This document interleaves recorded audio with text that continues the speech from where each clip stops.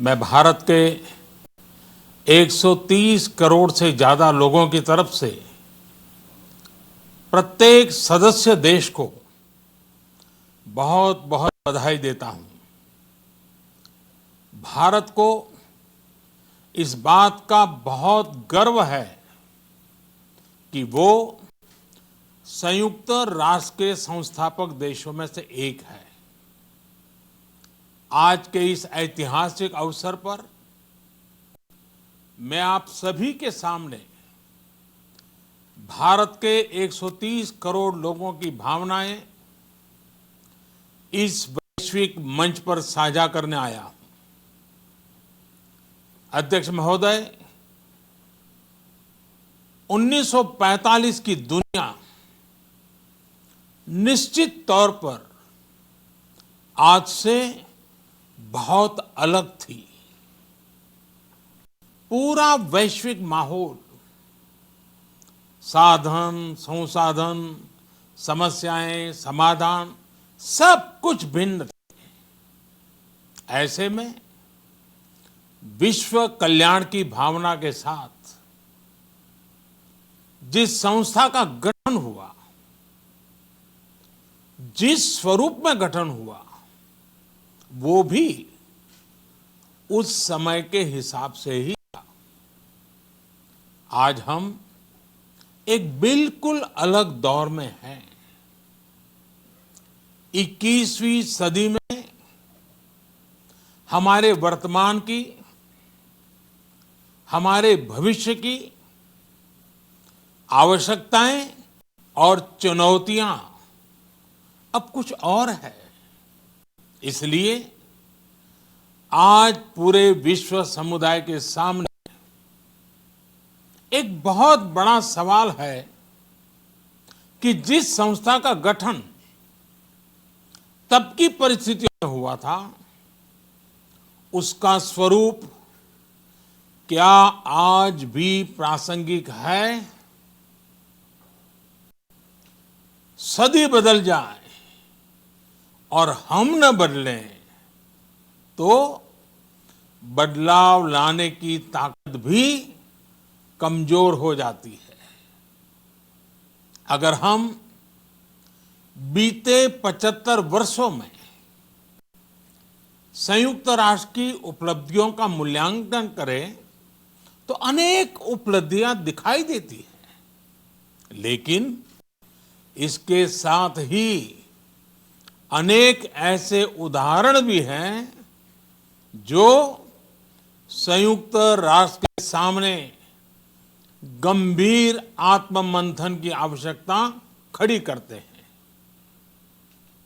ये बात सही है कि कहने को तो तीसरा विश्व युद्ध नहीं हुआ, लेकिन इस बात को नकार नहीं सकते कि अनेकों युद्ध हुए, अनेकों गृह युद्ध भी हुए। कितने ही आतंकी हमलों ने पूरी दुनिया को थर्रा कर रख दिया। खून की नदियां बहती रही। इन युद्धों में, इन हमलों में जो मारे गए वो हमारी आपकी तरह इंसान ही थे। वो लाखों मासूम बच्चे जिन्हें दुनिया पर छा जाना था, वो दुनिया छोड़कर चले गए। कितने ही लोगों को अपने जीवन भर की पूंजी गंवानी पड़ी, अपने सपनों का घर छोड़ना पड़ा। उस समय और आज भी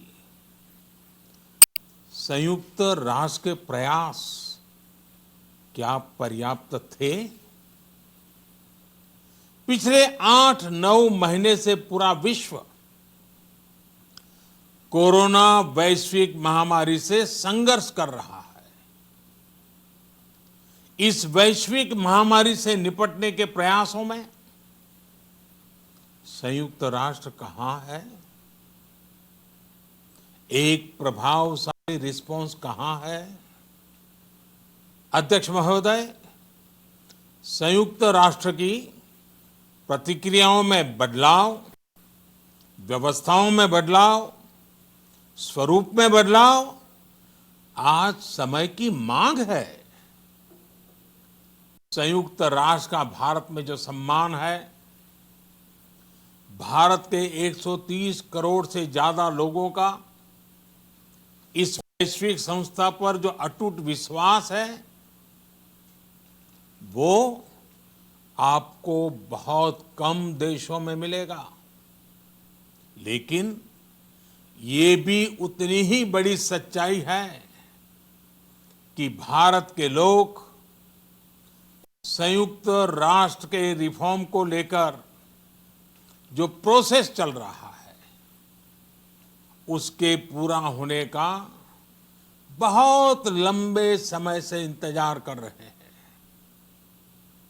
आज भारत के लोग चिंतित हैं कि क्या ये प्रोसेस कभी एक लॉजिकल एंड तक पहुंच पाएगा? आखिर कब तक भारत को संयुक्त राष्ट्र के डिसीजन मेकिंग स्ट्रक्चर से अलग रखा जाएगा? एक ऐसा देश जो दुनिया का सबसे बड़ा लोकतंत्र है, एक ऐसा देश जहां विश्व की 18% से ज्यादा जनसंख्या रहती है, एक ऐसा देश जहां सैकड़ों भाषाएं हैं, सैकड़ों बोलियां हैं, अनेकों पंथ हैं, अनेकों विचारधारा हैं, जिस देश ने सैकड़ों वर्षों तक वैश्विक अर्थव्यवस्था का नेतृत्व करने और सैकड़ों वर्षों की गुलामी दोनों को जिया है। अध्यक्ष महोदय, जब हम मजबूत थे तो दुनिया को कभी सताया नहीं। जब हम मजबूर थे तो दुनिया पर कभी बोझ नहीं बने। अध्यक्ष महोदय, जिस देश में हो रहे परिवर्तनों का प्रभाव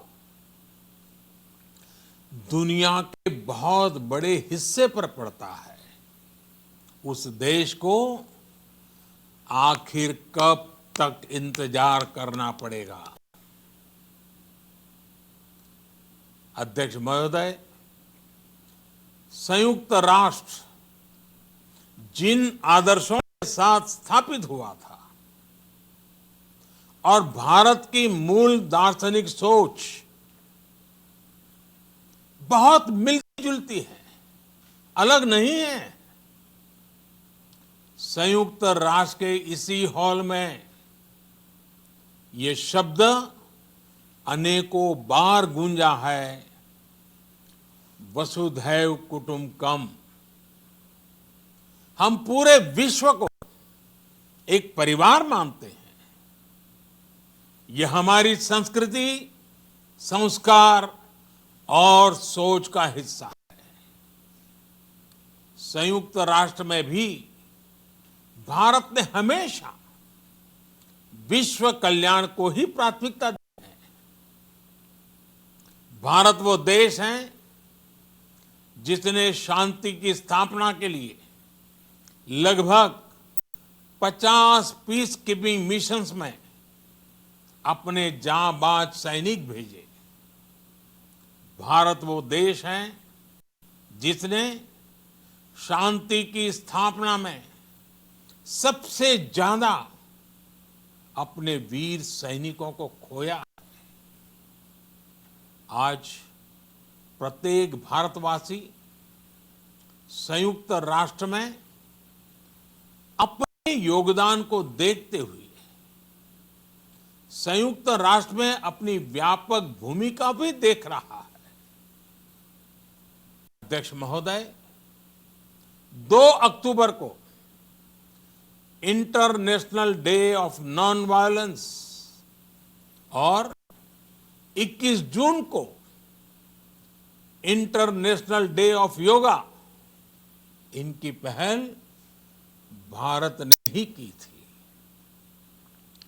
coalition for disaster resilience infrastructure और इंटरनेशनल सोलर अलायंस, ये भारत के ही प्रयास है। भारत ने हमेशा पूरी मानव जाति के हित के बारे में सोचा है, न कि अपने निहित स्वार्थों के बारे में। भारत की नीतियां हमेशा से इसी दर्शन से प्रेरित रही है।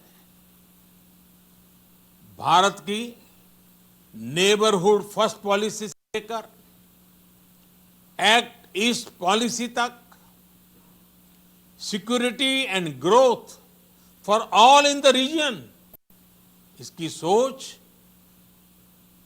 या फिर इंडो पैसिफिक क्षेत्र के प्रति हमारे विचार, सभी में इस दर्शन की झलक दिखाई देती है। भारत की पार्टनरशिप का मार्गदर्शन भी यही सिद्धांत तय करता है। भारत जब किसी से दोस्ती का हाथ बढ़ाता है तो वो किसी तीसरे के खिलाफ नहीं होती। भारत जब विकास की साझेदारी मजबूत करता है तो उसके पीछे किसी साथी देश को मजबूर करने की सोच नहीं होती। हम अपनी विकास यात्रा से मिले अनुभव साझा करने में कभी पीछे नहीं रहते। अध्यक्ष महोदय, पैंडेमिक के इस मुश्किल समय में भी भारत की फार्मा इंडस्ट्री ने 150 से अधिक देशों को जरूरी दवाइयां भेजी हैं।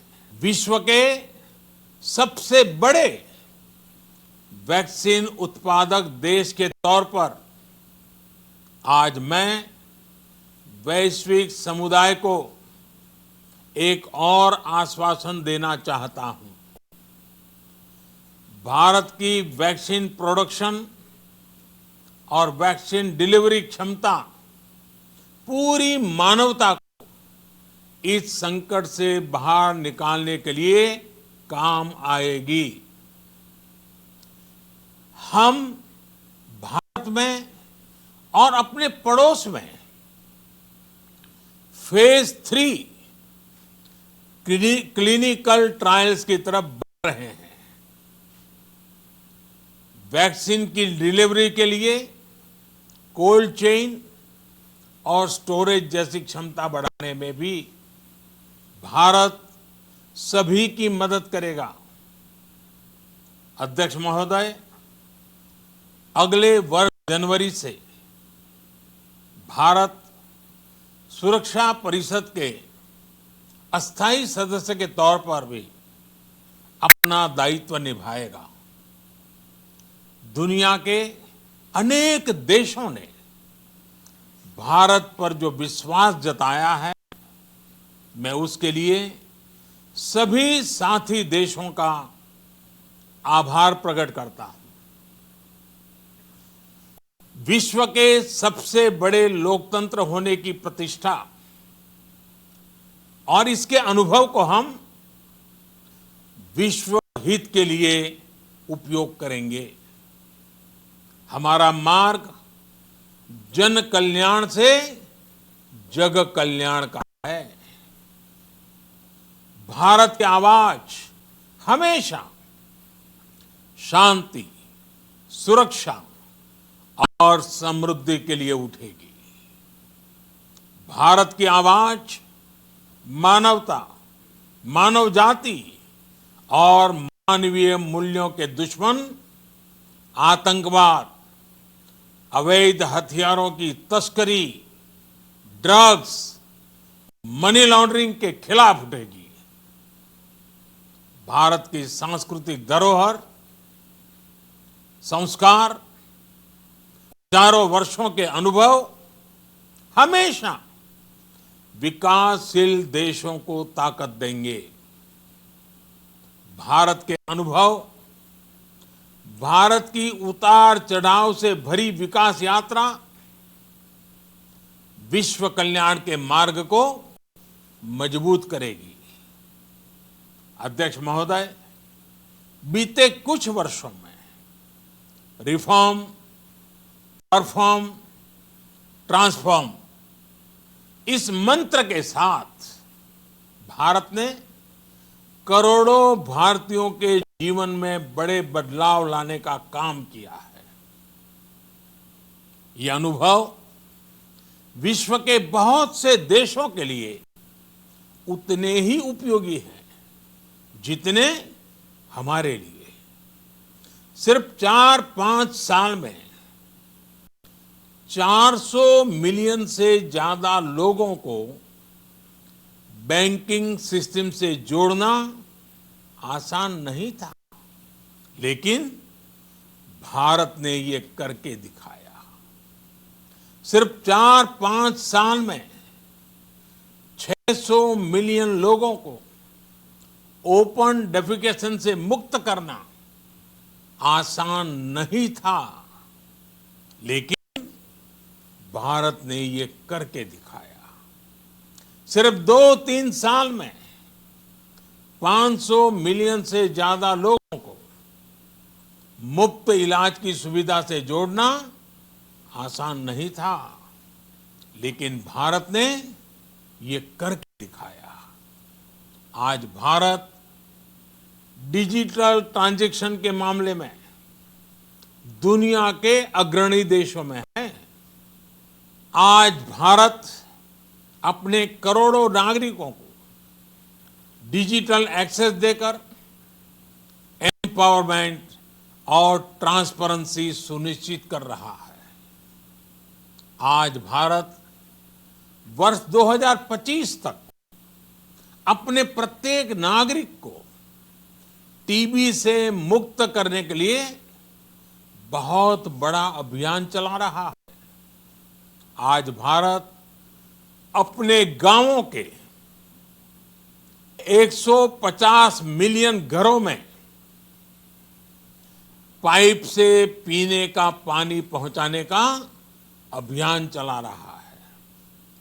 कुछ दिन पहले ही भारत ने अपने 6 लाख गांवों को ब्रॉडबैंड ऑप्टिकल फाइबर से कनेक्ट करने की बहुत बड़ी योजना की शुरुआत की है।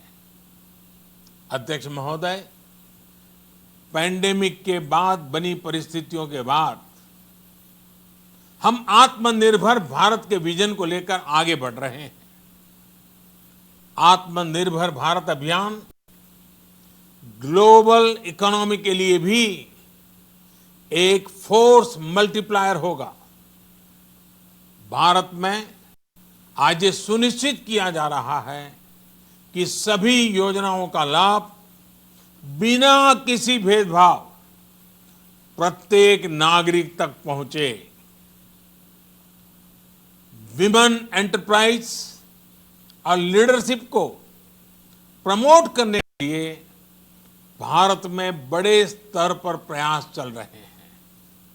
आज दुनिया की सबसे बड़ी माइक्रो फाइनेंसिंग स्कीम्स का सबसे ज्यादा लाभ भारत की महिलाएं ही उठा रही हैं।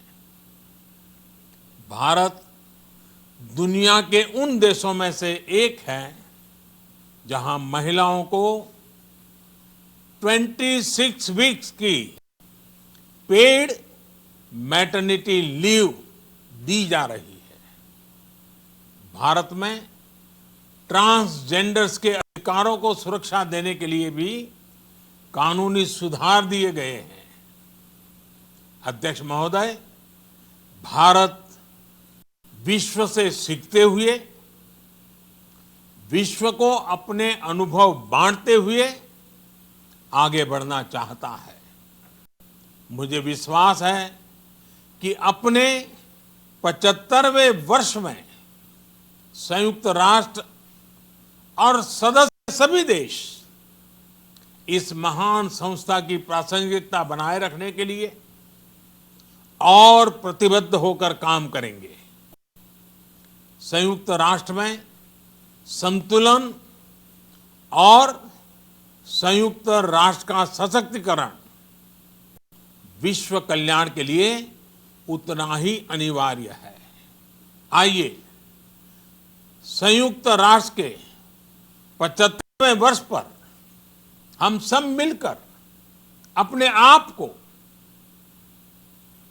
विश्व कल्याण के लिए एक बार फिर समर्पित करने का प्रण लें।